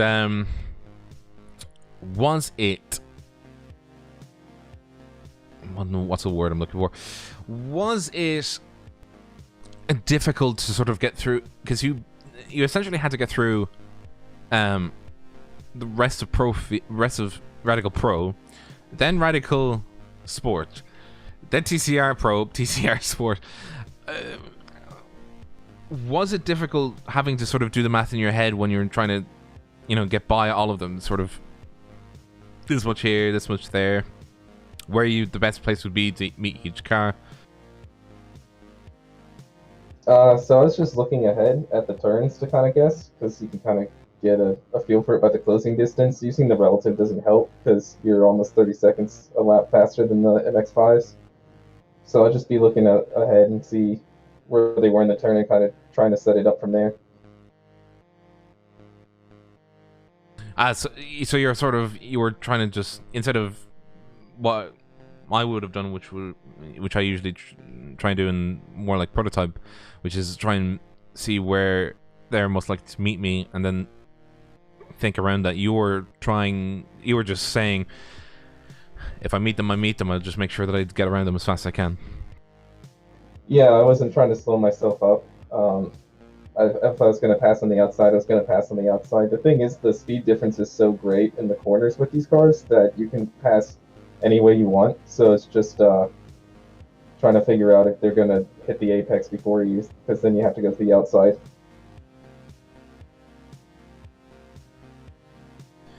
Well, let me bring in Mr. John Lang, the man you tried chasing down. John Lang, congratulations at not getting eaten. Thank you very much. It was actually nice, safe race out there for me. I think I had one off and just a bit spooked in the mirrors, and thought I'd play it safe and take maggots through the grass. But apart from that, yeah, good clean race from everybody, at least from my point of view. Talk me through. Did you have any particularnesses going into this race? More so, did you have any preconceptions, or were you just thinking, "I'll go for it"? Yeah, not really, to be honest. I saw that the Predator was up this weekend. I thought, oh, can I do that? Just signed up, worked with Sam Harper, the other Mr. Apex guy in the race, and he did all the work, and I just stole off him. Got set up and did the laps, and ran the strategy. I think it was pit halfway, changed to the left front, and fuel to the end. Yeah. That was it. Nice and easy for me. Tell me about this with the left front, because I noticed you and Sam did it. So, well, it's Silverstone, and it's always the left front that takes the most punishments, and so the time it takes to fuel the car takes a bit of time, and we can replace, I think, one wheel in that time without losing any extra time in the pits, or else you could go all 4 wheels if required, and take the extra time, try and make it back up with the better rubber out of the pits. But yeah, so just the left front, I think just a splash of fuel to get to the end, and yeah, like I say, thanks a lot Sam Harper, he did all the all the working out for me. So Sam, what he's not telling you, Sam, is that he will buy you a drink. Don't worry, he will buy you a drink. It may not be right now, but when everything opens whenever up, we're allowed out, it's definitely coming for him. So talk me through a lot of it as well for people that don't understand what it's like in a Mazda. The speed different, the closing different, because there's a lot of times we were seeing. I don't know if it was you or somebody else. We were seeing you going down into bridge, or a Mazda going down into bridge, and then out of nowhere 2 radicals just going right by, just taking an insane line. We saw radicals almost doing a Hakkinen Schumacher down there. It just taught me through that when you're in the slowest car. Yeah, and really the Mazda is the slowest car. In the slowest car, it's super scary. It's I mean, the majors, they're all good drivers, so hopefully everybody does give a bit of space. Silverstone is quite good in that it's nice and wide. There's generally a little bit of runoff as well for if cars miss it. But like I say, with that left front overheating, we get a lot of understeer coming out of a corner, and so if there is a car on your outside that you weren't expecting to be there, plus often one up the inside as well, you're in a little Mazda sandwich in there. You're kind of holding on, but like I say, long race, endurance race really, and it's just don't crash and try and, especially starting from pole, just run a clean race as best as I can. Often in the multi-class races as well, you can see that the cars coming up behind you are other classes on the relative. So whenever we've been running the majors endurance series, I'll be able to see that the faster car is coming through, or the middle cars coming through if I was in the slowest.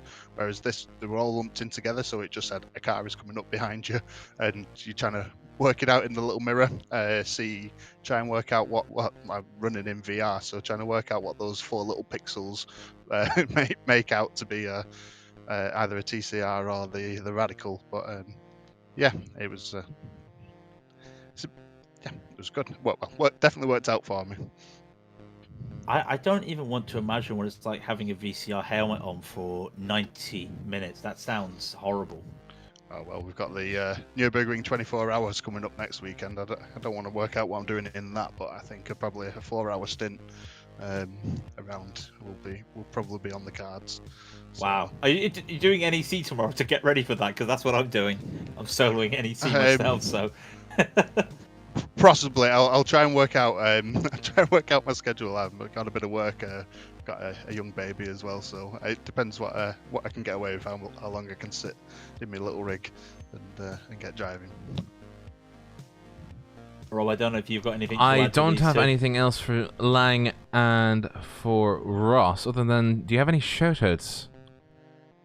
Mr. Apex podcast, F1 podcast, iRacing podcast, and a few other podcasts. Come along, good group of everybody, and just for all your podcasting needs. Bring us on. Bring us on. Yep. I'll send an invite.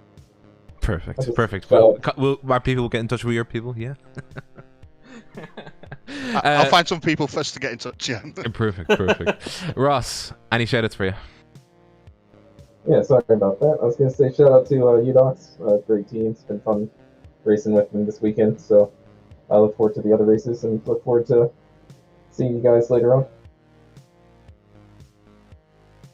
Well, thank you once again, guys. And good racing there. Unfortunate for Ross, a great finish though. Hopefully, we see you guys at the next Predator race, which will be at Charlotte Roval. Until then, there are some more races going on, especially the 24 hours of the Nürburgring and then the 2.4 hours of the Nürburgring for the majors. So all the best to both of you in your upcoming races, and we look forward to seeing you next time. Thanks a lot. Take care, gentlemen. See you guys. I do want to bring in one more person, which is let's bring Mr. in Pierce. someone we're familiar with this man from other series, so hello, James Pierce, winner of the TCR Sportsman class, and came close, 20 seconds, when you think that's 2 laps. So it was an interesting race. Talk me through it. Well, it was started off very interesting. I couldn't get into the driver's meeting because I might have kicked my router out, so I had to come back before the driver's briefing. So I didn't know if I have to pit. But starting the race was pretty interesting. The pit lane start was new to me. I've never done a major series race before, so kind of getting used to that. But to start it off, I kind of broke a gap and then managed the traffic a good bit. Had a couple incidents, but kept it clean after that and kept it, the car at least pointing straight. So better than a couple races this weekend. So talk me through the speed difference, because we've had a Radical driver on, we've had a Mazda driver on, so we've got the extreme end, and then we've got this little TCR which looks slow but is about 10 seconds faster than a Mazda. So talk me through that, because it handles very well, but it is still, you are still having to be careful with your overtakes on the Mazda. So just talk me through what it was like managing traffic. First time in the TCR, so it was kind of in between. It's kind of like, I guess you could say, a GT to GT3, where there's certain areas where the GT3s can get past, so the Mazdas. Like during Maggots and Beckett's, it's pretty close. They actually kind of caught up a little bit, and especially in the braking zone at the end of the straights, they'd actually close up on you. So you really made up your time kind of through the straights and a little bit of the high and medium speed corners. Once you get to the low speed and kind of braking zones, they kind of pulled in on you. So it was just kind of maximizing your exits and trying to pull them on the straights, because that was the easiest place to overtake them. If you tried to do it in a corner, it was a little rough, because they sometimes had some cornering speed on you just due to the rear wheel drive nature and the kind of balanced nature of the Miatas. So did you find yourself, did you expect to be so close? Because like I said, 20 seconds on paper does not sound close, but then when you realize that that would have been 2 laps, it is still close, and to get a P4 overall is nothing to shake, nothing to be sad about. So were you surprised at how close you got, or how quick you were catching? I was genuinely surprised. This is my first time ever driving this car, so I kind of just came in with an expectation of just trying to finish it. So to kind of be that close, in terms of results to P1 was pretty cool. Definitely didn't expect to be, especially winning the TCR class, but also, coming that close. It was really cool. I guess it was interesting because the Miatas, John Lang was absolutely killing it. Kept looking at the sheet. I'm like, I'm not catching him. No chance. But to get that close was very surprising. Did not expect that at all. Pretty proud of myself with that one.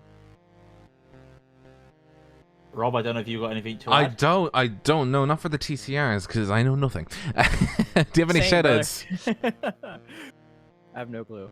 I have to learn them. I have to learn them mainly for a challenge that my team is doing, where we're going to do every class in NEC this season. So I have to learn them at one stage. So it is fun watching them drive around, I will say that. But have you got any shout outs, James? I know one shout out you're definitely going to give. Well, what is that one? What do you think? I'm impartial. I cannot say anything. Definitely shout out to the team Twisted. I appreciate having it. It's been a family to me. This past year and a half. Great guys kind of welcomed me in, got me back into iRacing after I kind of quit in 2013. But I got to shout it out to them. They keep me racing. And definitely to Harry himself. He's a great person. The whole team's amazing, but the support he's given me, especially in some of the leagues I race in, and just official racing, and just being a good lad to me is incredible. So I really appreciate that. And just keeping me going day to day on the racing side. So, and shout out to you boys too, you lovely guys. Hey, I appreciate it. Working hard. I've had good experiences with you all the time, so I can't complain anything with you guys. You guys are great lads. Appreciate it. You're flattering us too much, but we appreciate it. But no, yeah. Well, thank you very much, James. All the best, and like I said, hopefully to see you in the later series down the road. Yes, sir. Will do. Hope to see you guys soon. Okay. Peace. I think, unfortunately, it's the end of the road. Well, at least for this race. The rush. It's the end of the road. The rush of Silverstone. And... Yeah, it makes me sad. But cry. Don't cry, because we still got a bit more time left, and I will draw this out for as short as I can, because this is Raidillon TV. If you've liked what you've seen, thank you so much. If this is your first time watching, hit that subscribe button, hit that thumbs up, and of course the bell, as per usual, to be notified when we go live for racing. Don't forget, we are also not just the host of the Major Series, Predator Series, we are also the host of the European Sportsman for Majors. So our next time for the Major Series will be the Nürburgring 2.4. And of course, coming up on May 22nd will be the next Predator round at Charlotte. If you want to see more from us, we will be back tomorrow, hopefully, with the Huskenveld GT Challenge, followed up by next I almost said next Wednesday, but I said next Friday. Next Friday, the Pure Driving School European Sprint Series. That is the official series that we broadcast. It's series or Serie I? Regardless, it's two series that we bring you. If you'd like to join our nice little community on Discord, a link underneath the video. And once again, shout out to trackcams22.com, providing us these beautiful cameras. Just look at that TCR going around with that blimp or helicopter camera. It is the helicopter camera. It's the helicopter coming onto Maggots and Beckett's. Oh, just look at it. It's beautiful. I could watch it all night, but unfortunately, the time is now. Because my name has been Craig King. My name has been Robert O'Brien. And this has been Raidillon TV, the only corner you need. Good evening, ladies and gentlemen.